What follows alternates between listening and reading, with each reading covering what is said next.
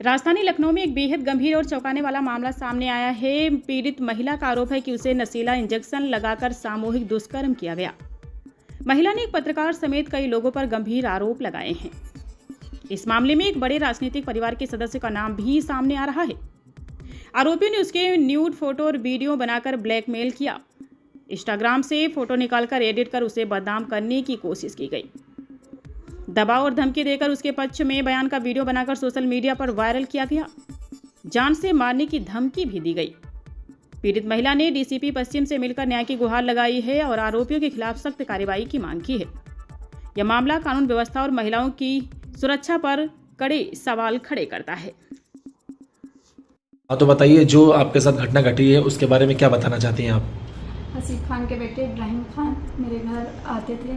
मेरे छोटे देवर के फ्रेंड हैं, तो वो घर आते थे तो उन्होंने मेरी इंस्टा आईडी से मेरी फ़ोटो वीडियो वगैरह निकाली। मुझे ब्लैकमेल करते थे, मिलने के लिए बुलाते थे। जब मैं मना करती थी, न्यूड फ़ोटो उन्होंने बनाया, वीडियो बनाई।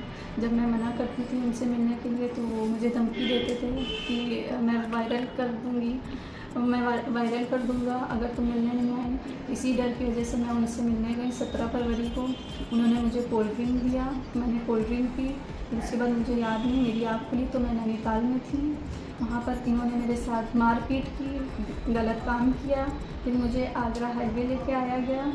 वहाँ हसीब खान थे, मन्नान, शुएब, दाऊद वगैरह थे और भी बहुत सारे लोग थे। तो इन लोगों ने हसीब खान कौन है? हसीब खान इब्राहिम के पापा जी। उन लोगों ने मुझे डराया, धमकाया, बंदूक दिखाई कि मेरे बेटे को कुछ नहीं होना चाहिए, अगर उसको कुछ हुआ तो मैं तुम्हें मार दूँगा, जैसे जैसे मैं बोल रहा हूँ वैसे वैसे करो। और हमें मारा पीटा भी था। उन लोगों ने मुझे रात में मन्नान के घर भेजा गया, मलियाबाद। वहाँ पर भी मारा पीटा, मुझे गन दिखाई गई कि ये बयान देना, तुम्हें सुबह चलना है थाने। तो अगले दिन हम थाने गए। वहाँ पर कोई मुझे रखने के लिए तैयार नहीं था, ससुराल वाले भी नहीं, मायके वाले भी नहीं। तो हसीब खान ने फिर मुझे रखने के लिए एक औरत, अपनी साइड की औरत भेजी, कोई दुबग्गे की। तो वो मुझे लेके गई। रात में करीब 11 से 12 बजे तक मन्नान, दाऊद, शुएब आते हैं, मुझे लेके जाते हैं वहाँ से। और मेरे इंजेक्शन, पता नहीं किसी चीज़ का इंजेक्शन लगा कि उसके बाद हम अपने होश में नहीं थे, नहीं पता क्या हुआ। फिर उसके बाद मेरे साथ इन लोगों ने गंदा काम किया।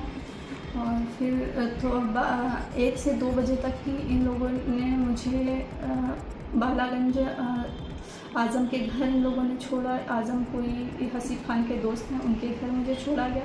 फिर उसके अगली सुबह इब्राहिम और हसीब खान का ड्राइवर अली अहमद और शुएब आते हैं, हमें लेके जाते हैं राजाजीपुरम, कहीं कैंटीन वगैरह लेके गए थे। वहाँ दाऊद थे, दाऊद ने मुझे डराया, धमकाया, बोलने लगे ये बयान दो वरना तुम जान से मार देंगे तुमको। तो मैंने बयान दिया डरते डरते, क्योंकि मेरे साथ कोई था नहीं मुझे सपोर्ट करने वाला, इसीलिए जो वो लोग बोलते गए वो मैं करती गई। फिर उसी दिन इन लोगों ने मुझे पीजी में डाल दिया। गोमती नगर साइड पीजी है, वहाँ इन लोगों ने मुझे डाल दिया। फिर एक हफ़्ता मैं वहीं पर रही। 28 तारीख को मुझे पीजी से भी निकाल दिया गया, क्योंकि पीजी में सबको शक हो रहा था ना, मैं खाती थी, डरी से नहीं बैठी रहती थी, शक हो गया। तो आपको पीजी से लेने कौन आया था? मुझे पीजी से लेने उनके ड्राइवर आए। फिर वो मुझे गोमती नगर साइड लेके गए। बहुत जंगल टाइप का एरिया था। वहाँ उन्होंने हसीब खान की कार में मुझे ज़बरदस्ती ले जाके छोड़ा। वहाँ उनकी वाइफ आसमा खान थी, उन्होंने मुझे मारा पीटा, मुझे डराया धमकाया कि मेरे बेटे के ख़िलाफ़ अगर तुमने कुछ किया तो मैं तुम्हें जान से मरवा दूँगी, तुम्हारे आगे पीछे कोई है नहीं और ये कोर्ट कचहरी हम लोगों के लिए बहुत आम सी चीज़ है, तुम कुछ कर नहीं पाओगी। फिर उसके बाद इन्होंने मुझे होटल भेजा, ये बोल के कि इनका कल देखेंगे कि क्या किया जाएगा, ये बोल के मुझे होटल भेजा गया। एक होटल में मुझे रखा नहीं गया इसलिए क्योंकि मेरी वो कंडीशन थी नहीं कि मैं वहाँ रुक सकूँ। तो मुझे दूसरे होटल हज़रत इलौरा भेजा गया। वहाँ उनके ड्राइवर मुझे छोड़ के गए तो मुझे मेरी जान का ख़तरा लग रहा था, तो मैं वहाँ से भाग गई थी अपनी जान बचा के। वीडियो वायरल हो रही है जिसमें आपने बयान दिया है कि मैं अपनी मर्ज़ी से जहाँ गई थी, मुझे कोई ज़ोर ज़बरदस्ती नहीं थी, उसकी सच्चाई क्या है? वो मुझे बहुत डराया धमकाया गया था, ब्लैकमेल ब्लैकमेल किया जा रहा था, मेरी फ़ोटो वीडियो को लेके बहुत ब्लैकमेल किया गया था, मारा पीटा गया था और मेरे सपोर्ट में कोई खड़ा नहीं था।